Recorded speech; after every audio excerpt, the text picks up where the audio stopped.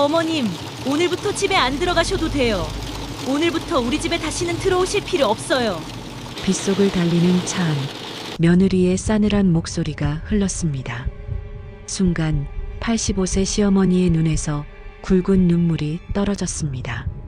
수십 년 동안 품에 안고 살아온 추억마저 무너져 내리는 듯 했습니다. 곁에는 작은 회색 보따리 하나가 그녀의 전 재산이었죠. 차창 밖으로 스쳐가는 어두운 시골길, 어머니는 떨리는 손을 모으며 생각했습니다. 이제 나는 버려지는구나. 요양원에 내던져지는구나.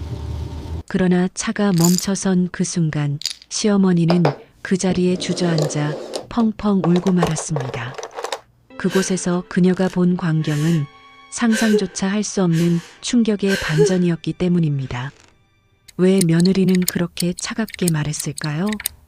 왜 시어머니는 끝내 무너져 내릴 수밖에 없었을까요?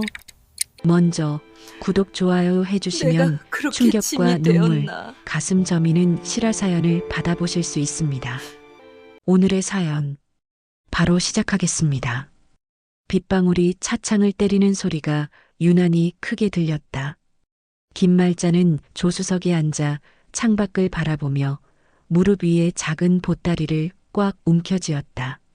82년을 살아오며 모은 것이라고는 겨우 이것뿐이었다. 낡은 한복 2벌, 남편 영수의 낡은 시계, 그리고 평생 아껴온 은반지 하나. 어머님, 오늘부터 집에 안 들어가셔도 돼요. 며느리 윤정이의 목소리는 평소보다 더 차갑게 느껴졌다. 말자의 심장이 쿵 내려앉았다. 머릿속이 하얘졌다. 결국 이날이 온 것이다. 며칠 전부터 예감했던 그 순간이. 뭐라고? 말자의 목소리가 떨렸다. 정희는 핸들을 꽉 잡은 채 정면만 바라보았다. 백미러로 보이는 시어머니의 얼굴은 창백했지만 정희는 고개를 돌리지 않았다. 말씀드린 대로예요. 더 이상 집에서 모실 수 없어요. 말자의 입술이 파르르 떨렸다. 지난 50년 동안 이 집안을 위해 살아왔는데 결국 이런 식으로 버려지는 것인가. 눈앞이 흐려졌다. 비 때문인지 눈물 때문인지 알 수 없었다. 정희는 계속해서 운전에만 집중했다. 사실 며칠 전부터 이 말을 하려고 준비해왔다. 하지만 막상 말을 꺼내고 나니 가슴이 답답했다. 시어머니의 떨리는 목소리를 들으니 더욱 그랬다. 내가 그렇게 짐이었나? 말자의 중얼거림이 차 안에 울려 퍼졌다. 정희의 손이 핸들 위에서 경련을 일으켰다. 하지만 이미 시작한 일이었다. 돌이킬 수 없었다. 어머님, 제가 더 이상 감당할 수 없어요. 어머님도 이해하실 거예요. 말자는 고개를 떨어뜨렸다. 보따리 속에서 영수의 시계가 째깍거리는 소리가 들리는 것 같았다. 여보, 나도 이제 당신 곁으로 가나 봐. 마음속으로 남편에게 말했다. 빗소리가 더욱 거세졌다. 와이퍼가 분주하게 움직이며 빗물을 닦아냈지만 말자의 마음속 절망은 닦아낼 수 없었다. 차 밖으로 스쳐 지나가는 풍경들이 모두 낯설게 느껴졌다. 평생 살아온 동네를 벗어나 어디로 향하고 있는 걸까? 정희는 룸미러로 시어머니를 훔쳐봤다. 어깨가 작게 떨리고 있었다. 순간 마음이 흔들렸지만 다시 앞을 바라봤다. 이것이 최선이라고, 아니 최선이어야 한다고 스스로를 다독였다. 요양원이구나. 말자가 작게 중얼거렸다. 며칠 전 정희가 서류 봉투를 들고 다니는 모습을 봤던 것이 떠올랐다. 입소 신청서라는 글자를 흘깃 본 순간의 충격이 다시 밀려왔다. 그때부터 알고 있었다. 이날이 올 것을. 차는 계속해서 비 내리는 길을 달렸다. 말자는 창밖을 바라보며 지난 세월을 떠올렸다. 시집와서 50년 남편을 떠나보내고 10년 혼자서 버텨온 시간들이 파노라마처럼 지나갔다. 이 모든 것이 이렇게 끝나는 것인가? 어머님, 정희가 처음으로 말자를 불렀다. 하지만 이어질 말이 없었다. 무슨 말을 해야 할지 모르겠었다. 미안하다고? 어쩔 수 없다고? 모든 말이 공허하게 느껴졌다. 말자는 정희를 바라봤다. 10년 전 남편이 세상을 떠났을 때도 이렇게 차가웠던가. 그때는 슬픔을 함께 나눴었는데 언제부터 이렇게 멀어진 걸까? 비는 멈출 기세가 보이지 않았다. 마치 말자의 마음처럼 끝없이 쏟아져 내렸다. 보따리 속 영수의 시계는 여전히 째깍거리고 있었다. 시간은 흐르고 있지만 말자에게는 모든 것이 멈춘 것 같았다.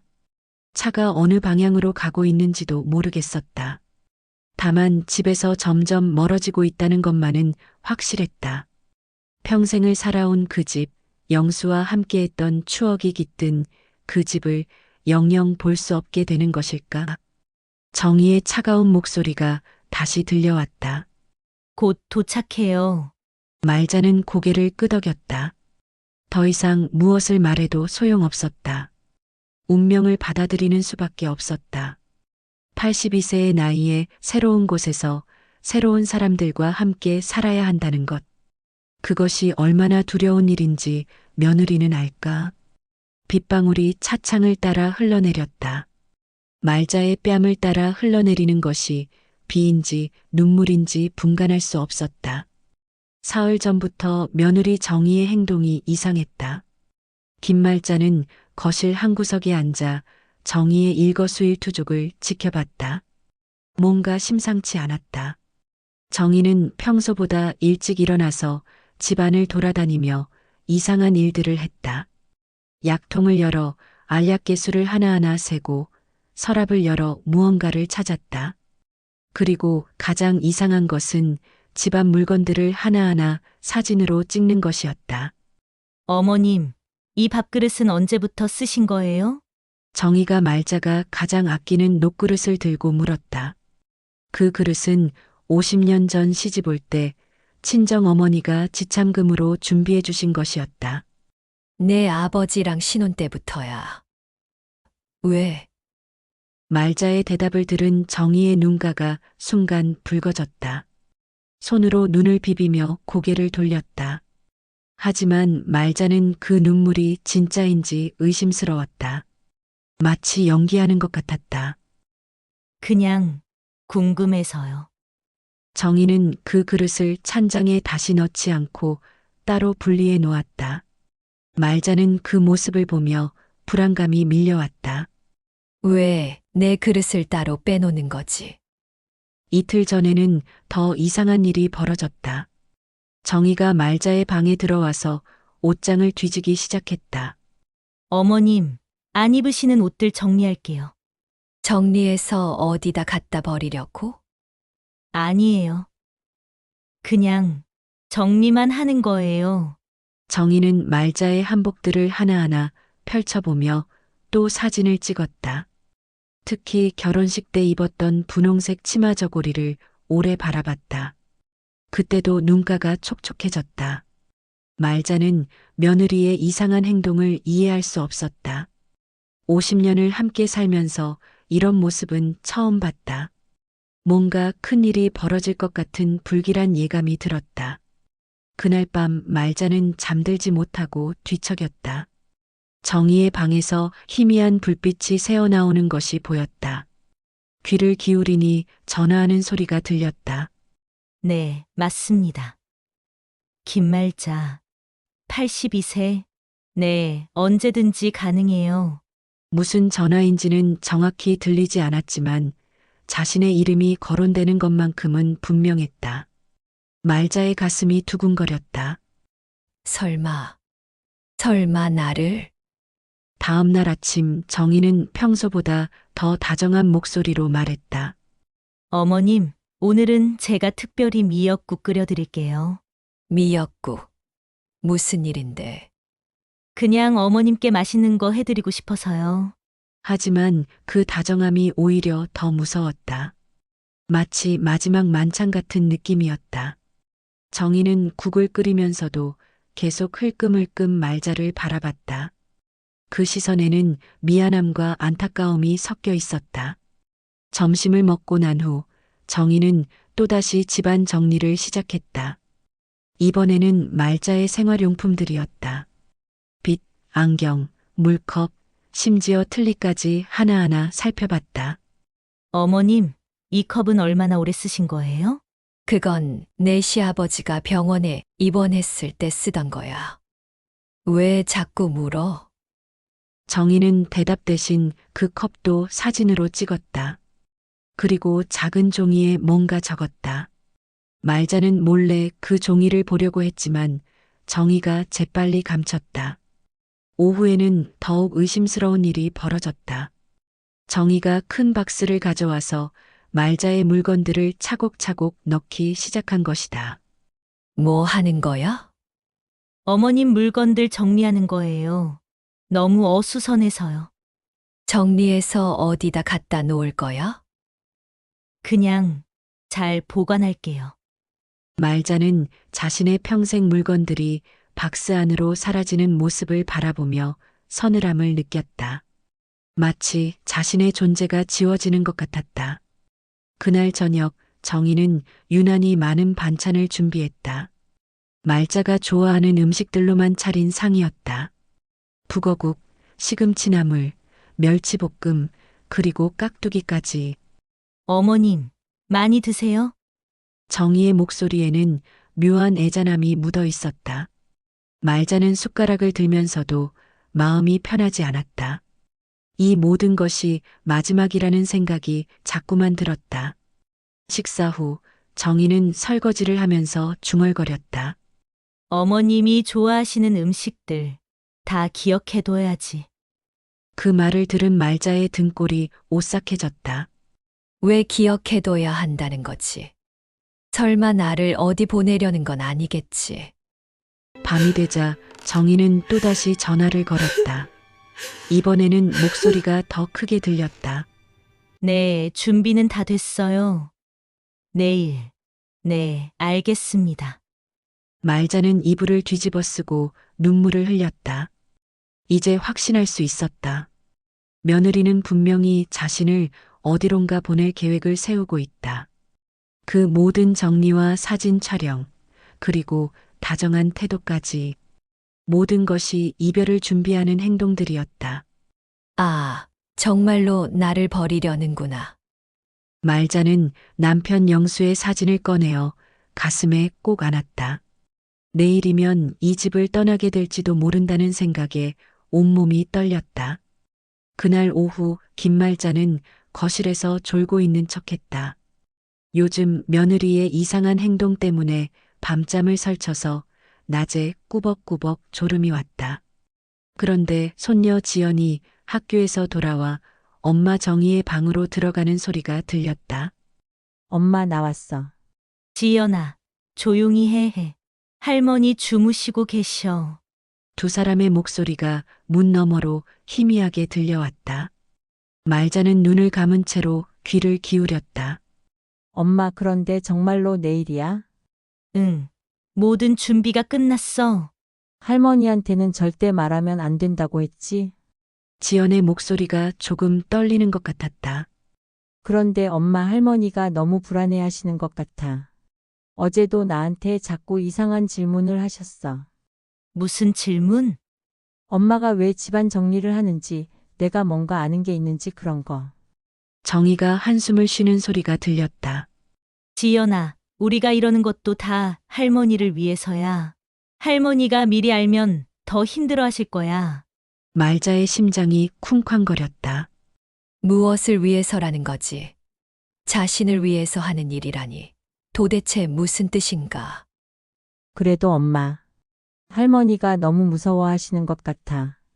어제 밤에도 혼자 울고 계시는 소리 들었어. 그러게. 나도 마음이 아파. 하지만 이게 최선이야. 지연이 작은 목소리로 물었다.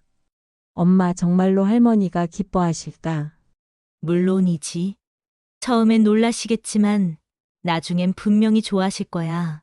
말자는 더욱 혼란스러웠다. 그런데 엄마 아빠는 뭐라고 하셨어? 아빠도 처음엔 걱정했지만 지금은 적극적으로 도와주고 계셔. 아빠가 가장 중요한 부분을 담당하고 계시거든. 무슨 부분? 그건 내일 가면 알게 될 거야. 엄마, 그런데 할머니 물건들은 언제 옮길 거야? 그건 할머니가 적응하신 다음에 차근차근 가져다 드릴 거야. 처음부터 너무 많으면 부담스러우실 것 같아서. 지연이 걱정스러운 목소리로 말했다. 할머니가 우리를 원망하시면 어떡하지? 처음엔 그럴 수도 있어. 하지만 시간이 지나면 이해하실 거야. 이게 얼마나 의미 있는 일인지 아시게 되면 말자는 눈물이 나려는 것을 참았다. 의미 있는 일. 자신을 버리는 게 의미 있는 일이라니. 이해할 수 없었다. 그런데 엄마, 할아버지가 남기신 그 편지는 언제 드릴 거야? 편지. 남편 영수가 무슨 편지를 남겼다는 건가?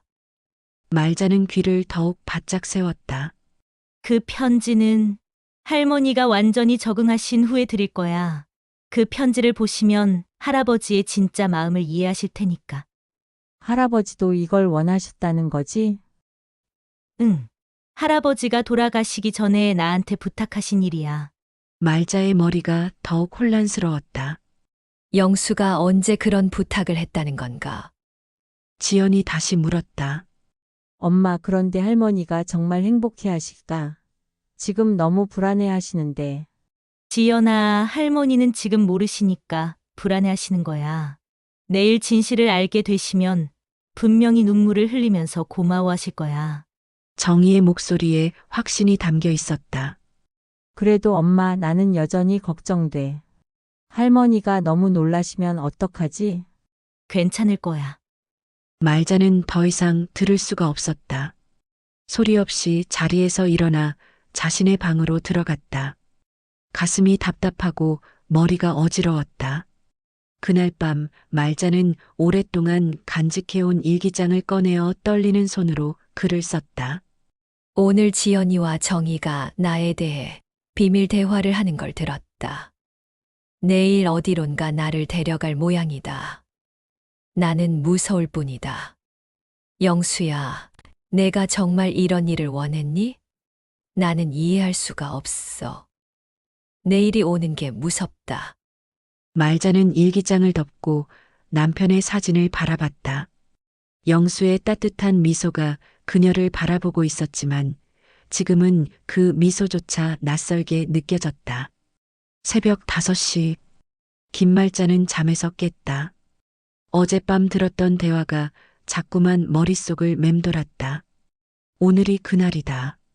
며느리가 자신을 어디론가 데려갈 그날. 조용히 일어나 부엌으로 향했다. 정희가 아직 자고 있는 것 같았다.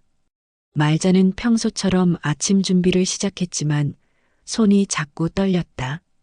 혹시 이것이 이 집에서 만드는 마지막 아침 식사가 될까? 어머님, 벌써 일어나셨어요? 뒤에서 정희의 목소리가 들렸다. 말자는 뒤돌아보지 않고 대답했다. 습관이야.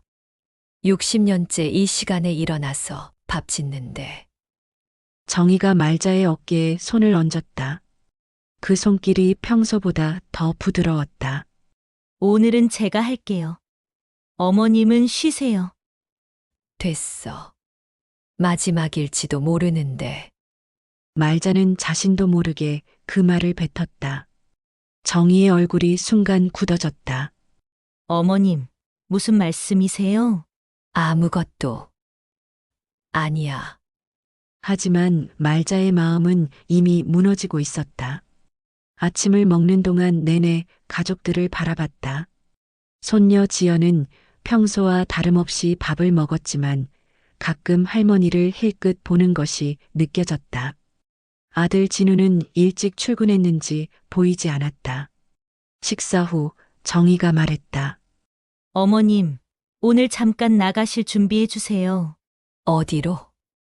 좋은 곳이에요. 어머님이 좋아하실 만한. 말자는 더 이상 묻지 않았다. 어차피 대답해주지 않을 것을 알고 있었다. 방으로 돌아와 옷장을 열었다.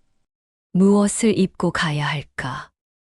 요양원에 가는데 무슨 옷이 중요하겠나 싶기도 했지만 그래도 단정한 옷을 골랐다. 남편 영수가 좋아하던 검은색 한복. 옷을 갈아입으면서 거울을 봤다. 82세의 주름진 얼굴이 비쳤다.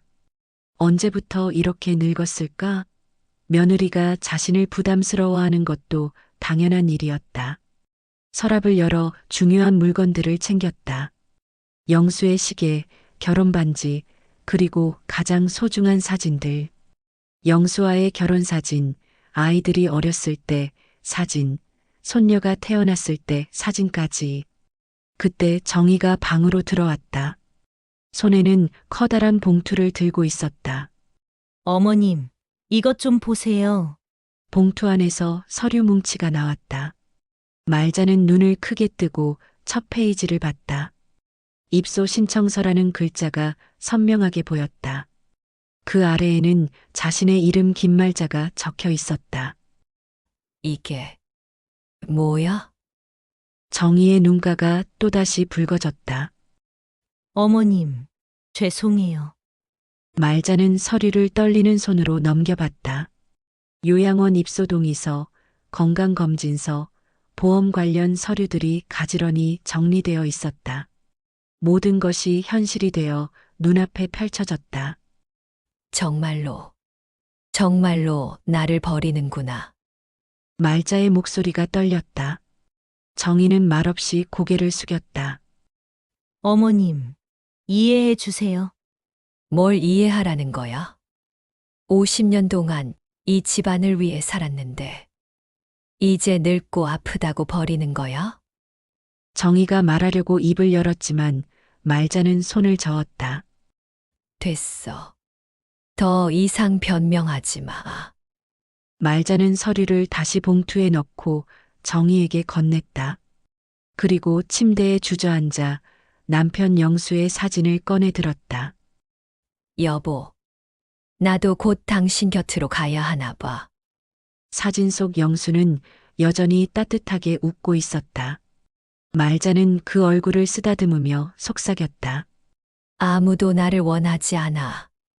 나는 이제 짐이야. 쓸모없는 늙은이지. 정희가 방을 나간 후 말자는 홀로 남았다. 창밖을 보니 구름이 잔뜩 끼어 있었다. 비가 올 것 같았다.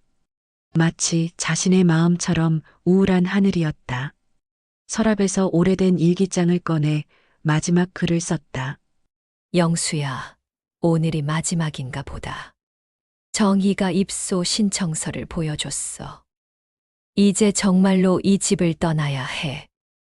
50년 동안 살았던 이 집, 너와 함께했던 추억이 가득한 이 집을 영영 떠나는 거야. 나는 무엇을 잘못했을까? 왜 모든 사람이 나를 부담스러워할까? 지연이도, 진우도, 정희도 모두 나 때문에 힘들어하는 것 같아. 여보, 혹시 저 세상에서 나를 기다리고 있니? 요양원에서 혼자 지내다가 언젠가는 너한테 갈 텐데 그때까지 기다려 줄 수 있지. 나는 누구에게도 원망하지 않을 거야. 이것이 내 운명인가 보다. 82년을 살았으니 이제 충분해. 더 이상 누구에게 짐이 되고 싶지 않아. 일기를 쓰고 나니 마음이 조금 편해졌다. 체념인지 포기인지 모르겠지만 어쨌든 받아들이기로 했다. 점심시간이 되자 정희가 다시 방에 들어왔다. 어머님, 식사하세요. 배가 안 고파. 조금이라도 드세요. 오후에 나가야 하니까. 말자는 고개를 저었다. 마지막 식사라니 목이 메어 아무것도 넘어가지 않을 것 같았다. 어머님, 정희가 무언가 말하려고 했지만 말자는 등을 돌렸다.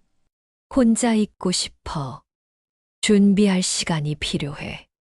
정희가 나간 후 말자는 남편의 사진을 가슴에 꼭 안았다. 창밖에는 정말로 빗방울이 떨어지기 시작했다.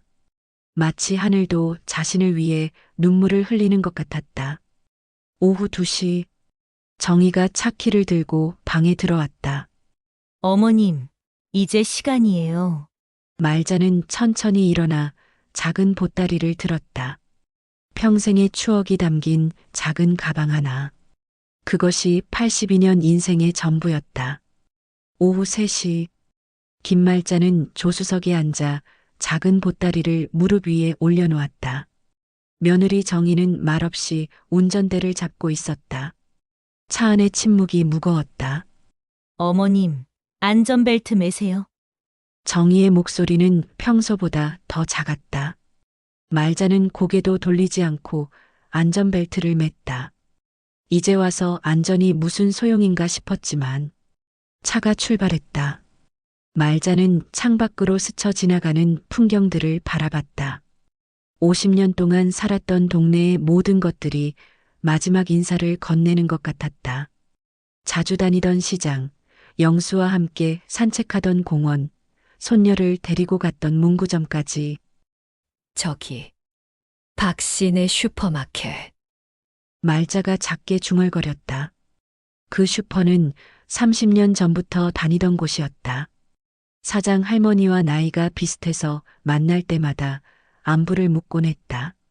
이제 박 할머니도 못 보는구나. 정희가 룸미러로 시어머니를 바라봤다. 말자의 옆 얼굴에 슬픔이 가득했다. 차는 점점 낯선 곳으로 향했다. 평소에 가본 적 없는 길이었다. 말자의 가슴이 더욱 답답해졌다. 어디로 가는 거야? 곧 도착해요. 정희의 대답은 여전히 간단했다.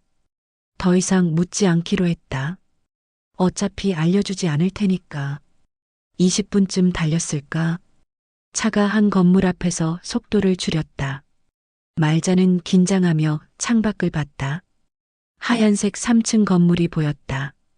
입구에는 요양원이라는 간판이 걸려 있었다. 여기구나.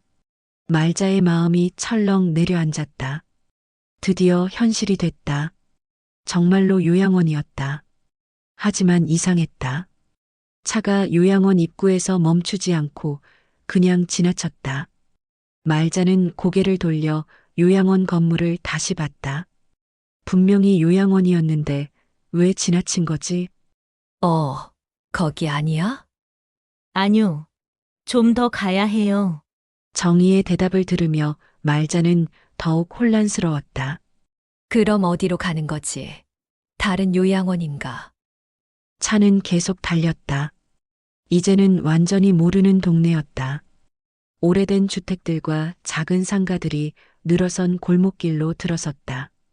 그때 빗방울이 뚝뚝 떨어지기 시작했다. 아침부터 흐린 하늘이 결국 눈물을 쏟아내는 것 같았다. 말자는 그 빗소리가 자신의 마음소리 같다고 생각했다. 비가 오네. 네, 오늘 비 온다고 했어요. 정희가 와이퍼를 켰다. 빗방울들이 차창을 따라 흘러내렸다. 말자의 뺨으로도 눈물 한 방울이 흘러내렸다. 골목길을 몇 번 돌고 나서 차가 한 건물 앞에서 멈췄다. 말자는 창밖을 내다봤다. 2층짜리 낡은 건물이었다. 요양원 같지는 않았다. 오히려 작은 상가 건물 같았다. 여기야? 네, 여기에요. 정희가 차 시동을 껐다. 그리고 깊게 숨을 들이쉬었다. 뭔가 큰 결심을 하는 것 같았다. 어머님, 내리세요. 말자는 보따리를 꼭 안고 차에서 내렸다. 빗방울이 어깨를 적셨다. 차가운 빗방울이 피부에 닿을 때마다 현실이 더욱 생생하게 느껴졌다. 정희도 차에서 내려서 말자 옆에 섰다. 두 사람은 잠시 건물을 바라봤다. 어머님, 저기 보세요. 정희가 건물 입구를 가리켰다. 말자는 고개를 들었다. 그때 눈에 들어온 것은 커다란 현수막이었다. 빗속에서도 선명하게 보이는 글씨들. 말자의 손맛 공방. 곧 개업. 말자는 눈을 크게 떴다. 자신의 이름이 적혀 있었다. 말자의 손맛 공방. 이게 뭐지? 정희가 미소를 지었다. 며칠 만에 보는 진짜 미소였다. 어머님의 공방이에요. 내 공방? 말자는 현수막을 다시 봤다. 분명히 자신의 이름이 적혀 있었다. 하지만 이해할 수 없었다. 요양원에 가는 줄 알았는데 웬 공방? 어머님, 들어가 보세요. 정희가 건물 열쇠를 꺼냈다. 말자는 여전히 어리둥절한 표정으로 며느리를 따라갔다. 문 앞에 서서 정희는 잠시 말자를 돌아봤다. 어머님, 놀라지 마세요. 뭘 놀라라는. 정희가 문을 열었다. 그 순간 말자의 입이 벌어졌다. 벽 가득히 사진들이 걸려 있었다. 젊은 시절부터 최근까지 자신의 모든 순간들이 담긴 사진들. 결혼식 사진, 아이들과 함께한 사진, 요리하는 모습, 손녀와 함께 웃는 모습까지. 이게 어떻게? 한쪽 벽에는 말자 할머니의 인생 이야기라는 제목 아래 연표가 붙어 있었다. 1941년 출생부터 시작해서 2023년까지의 모든 기록들이 정리되어 있었다. 선반 위에는 평생 아껴 쓰던 그릇들이 가지런히 놓여 있었다. 녹그릇, 나무국자, 된장을 담던 항아리까지. 며칠 전 정희가 사진으로 찍었던 그 물건들이었다. 내 그릇들이 왜 여기에? 말자는 꿈을 꾸는 것 같았다. 이 모든 게 현실인가? 가운데에는 큰 테이블이 놓여 있고 그 위에는 각종 요리 재료들이 준비되어 있었다. 마치 요리 교실 같았다. 어머님, 이게 뭔지 아시겠어요? 정희의 목소리에 떨림이 있었다. 말자는 여전히 믿을 수 없다는 표정으로 주위를 둘러봤다. 요양원이 아니었다. 전혀 다른 곳이었다. 그런데 왜 자신의 이름이 걸려 있고 자신의 물건들이 여기에 있는 거지? 정이야, 이게 대체 뭔가? 정희가 말자의 손을 잡았다. 그 손이 따뜻했다. 어머님, 앉으세요. 설명드릴게요. 말자는 떨리는 다리로 의자에 앉았다. 가슴이 두근거렸다. 무슨 일이 벌어지고 있는 건가? 김말자는 의자에 앉아 어리둥절한 표정으로 주변을 둘러봤다. 벽에 걸린 자신의 사진들, 선반 위에 익숙한 그릇들, 그리고 가운데 놓인 요리 재료들. 모든 것이 현실 같지 않았다. 정희야, 이게 정말 뭔가? 정희는 말자 앞에 무릎을 꿇고 앉았다. 그 모습에 말자는 더욱 놀랐다. 며느리가 자신에게 무릎을 꿇다니. 어머님, 죄송합니다. 정희의 목소리가 떨렸다. 그리고 눈에서 눈물이 흘러내렸다. 이번에는 진짜 눈물이었다. 요양원에 보내려던 게 아니었어요. 한 번도 그런 생각한 적 없어요. 그럼 이건 뭔가? 입소 신청서는 뭐고? 정희가 고개를 숙였다. 그건 제가 거짓말을 한 거예요. 어머님을 속인 거예요. 말자는 더욱 혼란스러웠다. 거짓말. 왜 거짓말을? 어머님, 사실은 저희가 어머님을 위해 준비한 선물이에요. 정희가 천천히 일어나 벽에 한 사진을 가리켰다. 젊은 시절 말자가 큰 상을 받고 있는 사진이었다. 어머님, 기억하세요? 30년 전에 동네 요리 대회에서 대상 받으셨던 거. 말자는 그 사진을 바라봤다. 까맣게 잊고 있었던 기억이었다. 그때 김치찌개로 1등을 했었다. 그때 심사위원이 뭐라고 했는지 기억하세요? 이런 손맛은 보물이다. 세상에 널리 알려져야 한다고 했잖아요. 말자의 기억이 서서히 돌아왔다. 그런 말을 들었을 때 얼마나 기뻤던지. 정희가 계속 말했다. 어머님, 저는 3개월 전에 우울증 진단을 받았어요. 우울증.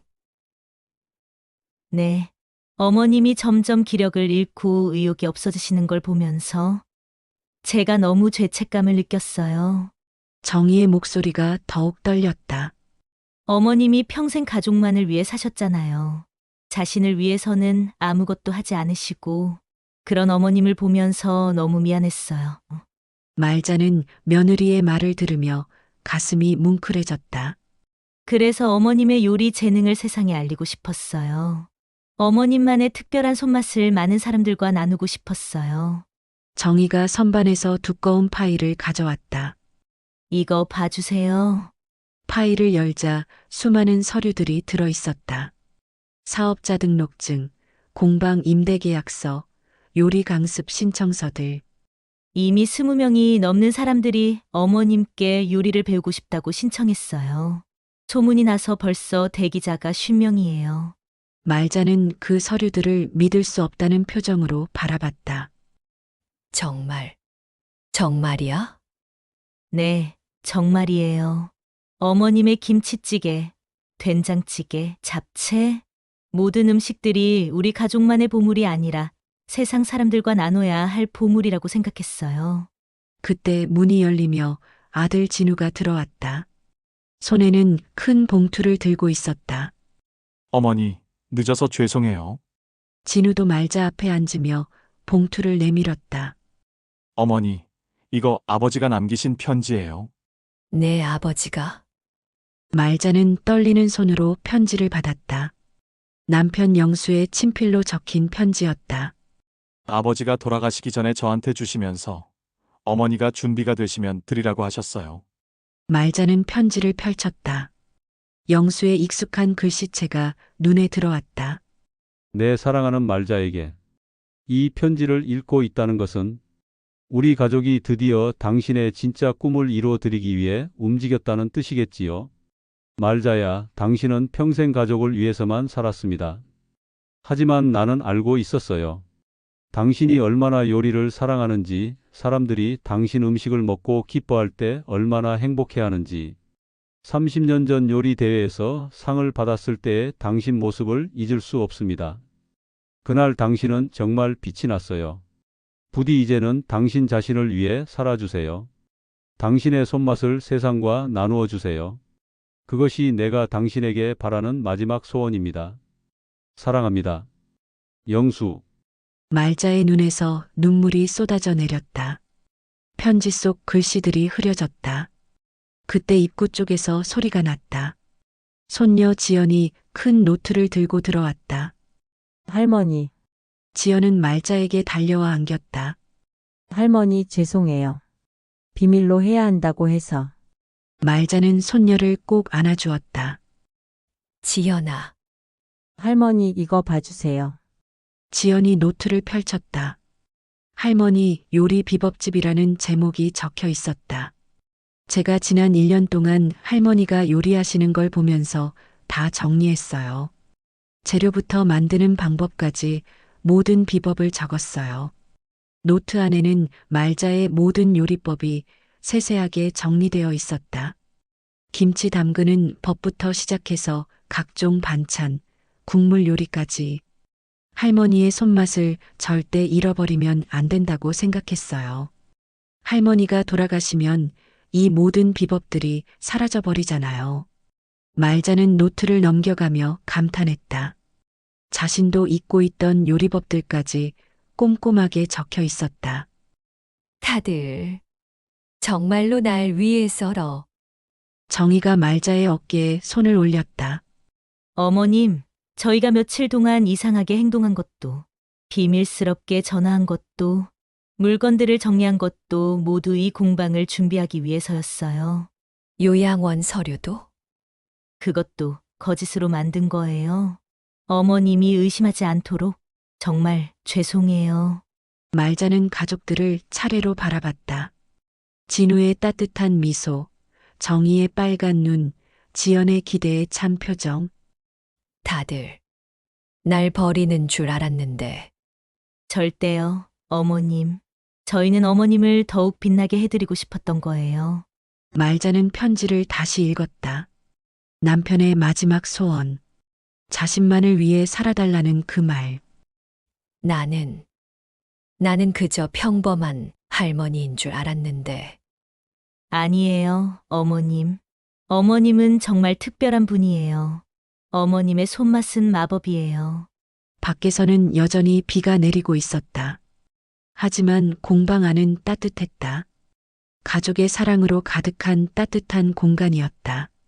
김말자는 남편 영수의 편지를 가슴에 꼭 안고 흐르는 눈물을 멈출 수 없었다. 82년을 살아오며 이렇게 벅찬 감동을 느낀 적이 있었던가. 여보, 고마워. 정말 고마워. 말자는 편지에 대고 속삭였다. 10년 전 세상을 떠난 남편이 마지막까지 자신을 생각해 주었다는 것이 믿기지 않았다. 정희가 말자의 옆에 앉으며 손을 잡았다. 어머님, 정말 죄송해요. 이렇게 속여서. 하지만 깜짝 선물을 해드리고 싶었어요. 말자는 며느리의 손을 꽉 잡았다. 그 손에서 따뜻함이 전해졌다. 정희야, 나는 정말로 너희가 날 버리는 줄 알았어. 절대 그럴 리 없어요, 어머님. 어머님은 우리에게 너무 소중한 분이세요. 진우가 다가와 말자의 어깨에 손을 올렸다. 어머니, 아버지가 살아계실 때 자주 말씀하셨어요. 어머니의 요리 솜씨는 우리 집만의 보물이 아니라 세상 사람들과 나눠야 할 선물이라고. 말자는 아들을 바라봤다. 진우의 눈에도 눈물이 고여 있었다. 정말 그랬어. 네. 특히 어머니가 아플 때마다 끓여주시던 콩나물국 얘기를 하시면서 그 따뜻한 손맛을 다른 사람들도 느낄 수 있어야 한다고 하셨어요. 손녀 지연이 할머니 무릎에 앉으며 말했다. 할머니, 저도 친구들한테 자랑하고 싶었어요. 우리 할머니가 얼마나 요리를 잘하시는지. 할머니 김치찌개 먹어본 친구들은 다 깜짝 놀라거든요. 말자는 손녀의 머리를 쓰다듬었다. 정말 그래. 당연하죠. 할머니 음식은 정말 특별해요. 먹을 때마다 행복해져요. 정희가 공방 한쪽 벽을 가리키며 말했다. 어머님, 저기 봐주세요. 벽에는 말자 할머니를 응원합니다라는 현수막이 걸려 있었고 그 아래에는 수많은 편지들이 붙어 있었다. 저기 편지들은 어머님께 요리를 배우고 싶어 하는 분들이 보낸 거예요. 말자는 놀란 표정으로 그 편지들을 봤다. 정말 그 많은 사람들이? 진우가 편지 몇 개를 가져와서 읽어주었다. 말자 할머니께 저는 신혼 5년차 주부입니다. 남편이 맛있는 집밥을 먹고 싶어 하는데 요리를 잘 못해서 고민이에요. 할머니의 손맛을 배우고 싶습니다. 말자의 눈이 커졌다. 또 이런 편지도 있어요. 말자 할머니께 저는 혼자 사는 70대 할아버지입니다. 아내를 잃고 나서 제대로 된 밥을 먹지 못하고 있어요. 할머니께 간단한 요리법을 배우고 싶습니다. 말자는 가슴이 뭉클해졌다. 자신의 요리를 정말로 원하는 사람들이 있다니. 지연이 다른 편지를 들고 왔다. 할머니, 이 편지는 정말 감동적이에요. 말자 할머니께 저는 캐나다에 사는 한국계 2세입니다. 어머니가 돌아가신 후 고향 음식이 그리워서 매일 울고 있어요. 할머니의 요리를 배워서 어머니를 그리워하는 마음을 달래고 싶습니다. 말자의 눈물이 다시 흘러내렸다. 하지만 이번에는 슬픔의 눈물이 아니라 기쁨의 눈물이었다. 정말 내 요리가 그런 사람들한테 도움이 될 수 있을까?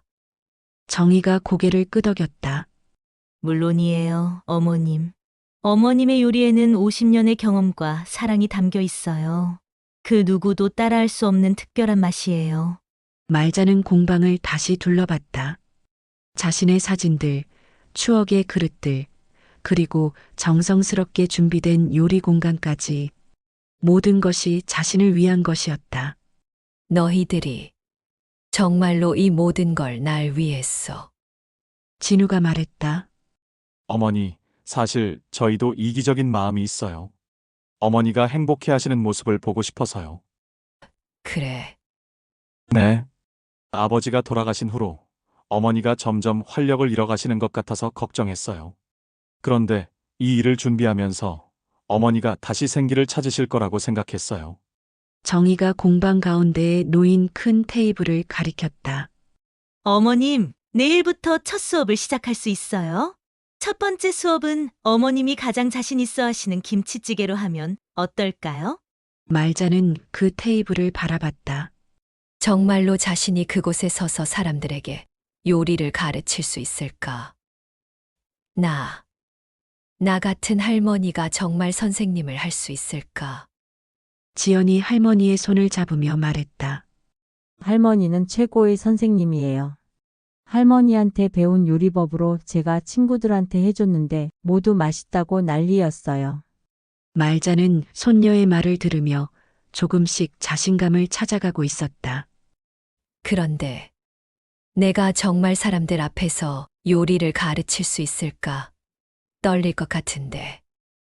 정희가 미소를 지었다. 어머님, 처음에는 떨리실 거예요. 하지만 요리를 시작하시면 금방 익숙해지실 거예요. 어머님이 요리할 때가 가장 자신 있어 보이거든요. 진우가 말했다. 어머니, 부담 갖지 마세요. 천천히 하시면 돼요. 저희가 모든 걸 도와드릴게요. 말자는 남편의 편지를 다시 봤다. 당신 자신을 위해 살아달라는 그 말이 마음 깊이 와닿았다. 여보, 이제 정말로 내 꿈을 이뤄봐도 될까? 그때 밖에서 비 오는 소리가 잦아들었다. 구름 사이로 햇살이 스며들어 공방 안을 밝게 비췄다. 말자는 가족들을 바라봤다. 모두 자신을 사랑하는 눈빛으로 바라보고 있었다. 고마워. 정말 고마워. 내가 이런 사랑을 받을 자격이 있는지 모르겠지만, 정희가 말자의 손을 꼭 잡았다. 어머님은 충분히 사랑받을 자격이 있어요. 평생 우리를 위해 희생하셨잖아요. 이제는 어머님이 행복할 차례예요. 말자는 마침내 미소를 지었다. 오랜만에 짓는 진짜 미소였다. 그래. 한번 해보자. 나도 한번 살아보자. 일주일 후 드디어 말자의 손맛 공방 개업일이 되었다. 김말자는 새벽 5시부터 일어나 준비를 했다. 82세의 나이에 새로운 도전을 한다는 것이 설레면서도 떨렸다. 거울 앞에 서서 단정한 한복을 입었다. 남편 영수가 좋아하던 연보라색 치마 저고리였다.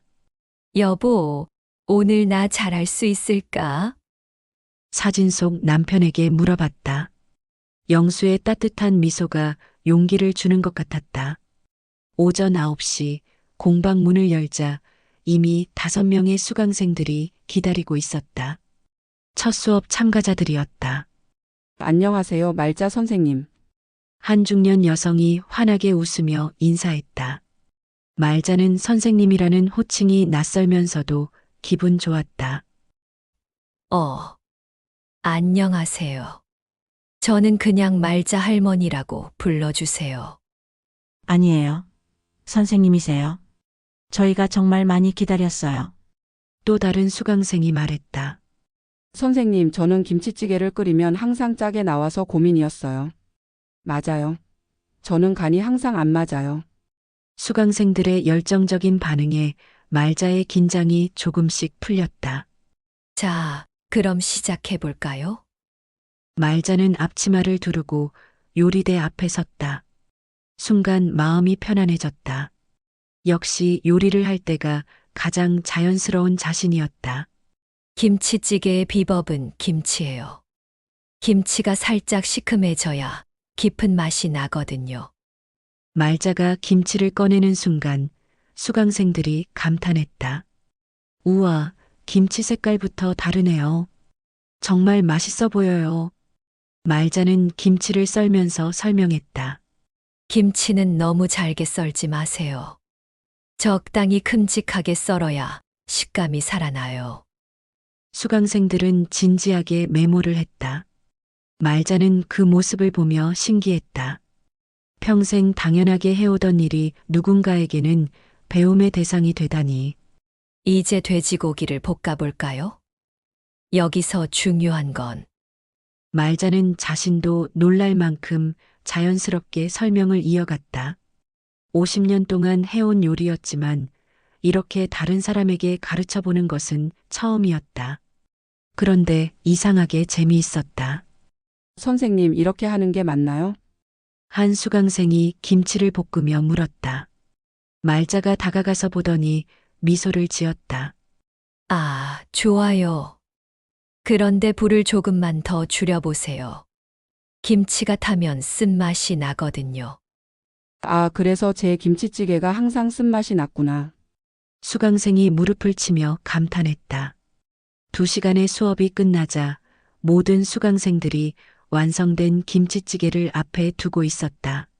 자, 이제 다 같이 시식해볼까요? 말자가 말하자 수강생들이 설레는 표정으로 숟가락을 들었다. 와.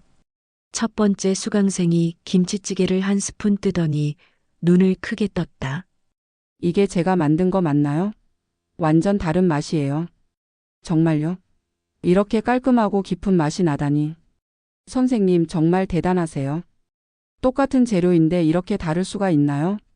수강생들의 찬사에 말자의 얼굴이 환해졌다. 할머니 된장찌개 최고예요.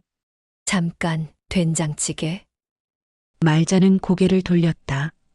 공방 입구에 한 청년이 서 있었다. 지나가다가 냄새가 너무 좋아서 들어왔는데 여기가 그 유명한 말자 할머니 공방인가요? 말자는 당황했다. 유명하다고? 그런데 저희 오늘 첫 수업이에요. 와, 정말요? 인터넷에서 소문났던데 진짜 대박이네요. 청년이 엄지를 치켜 세웠다. 수업이 끝난 후 수강생들이 하나씩 인사를 하며 나갔다. 선생님, 다음 주도 올게요. 저는 친구도 데리고 올게요. 선생님, 다음에는 된장찌개도 가르쳐 주세요. 모든 수강생들이 나간 후 말자는 혼자 공방에 앉아 있었다. 그리고 남편의 사진을 바라보며 말했다. 여보, 나 정말 해냈어. 사람들이 내 요리를 좋아해 줘. 그때 정희, 진우, 지연이 들어왔다. 어머님, 첫 수업 어떠셨어요? 말자는 환한 미소를 지었다. 정말 행복했어. 이런 기분인 줄 몰랐어. 어머님 표정이 정말 밝아지셨어요. 진우가 말하자 지연이 할머니에게 안겼다. 할머니 정말 자랑스러워요. 그날 밤 말자는 오랫동안 간직해온 일기장을 펼쳤다. 그리고 떨리는 손으로 글을 썼다. 영수야, 오늘 나는 새로운 인생을 시작했어. 82살의 나이에 말이야. 사람들이 내 요리를 배우러 와서 맛있다고 하고 고맙다고 했어. 평생 가족들만을 위해 요리했는데 이렇게 많은 사람들이 내 손맛을 좋아해 준다니. 내가 마지막에 남긴 편지 정말 고마워. 내 자신을 위해 살라는 그 말이 이런 뜻이었구나. 나는 버려지는 줄 알았는데 오히려 더 많은 사랑을 받게 됐어. 정기, 진우, 지현이, 우리 가족들이 나를 이렇게 생각해주고 있었다니. 여보, 나 이제 진짜 행복해. 82년을 살면서 이렇게 뿌듯한 기분은 처음이야. 앞으로 얼마나 더 살지 모르지만 남은 시간 동안은 정말로 내가 하고 싶은 일을 하면서 살 거야. 내 손맛을 더 많은 사람들과 나누면서 그들이 행복해하는 모습을 보면서 살 거야. 여보, 고마워. 정말 고마워. 그리고 나는 더 이상 짐이 아니야. 누군가에게 필요한 사람이야. 사랑받는 사람이야. 일기를 쓰고 난 말자는 창밖을 바라봤다. 달빛이 공방을 은은하게 비추고 있었다. 내일도 새로운 수강생들이 올 것이다. 그들에게 또 다른 요리를 가르쳐주고 함께 웃고 맛있는 음식을 나눌 것이다. 김말자 82세. 그녀의 새로운 인생이 이제 막 시작되었다. 그날 밤 말자는 오랜만에 깊고 평온한 잠에 들었다. 꿈속에서도 웃고 있었다. 이 이야기가 여러분께 깊은 감동과 희망을 전했길 바랍니다. 이상으로 인생을 찾는 지혜였습니다. 감사합니다.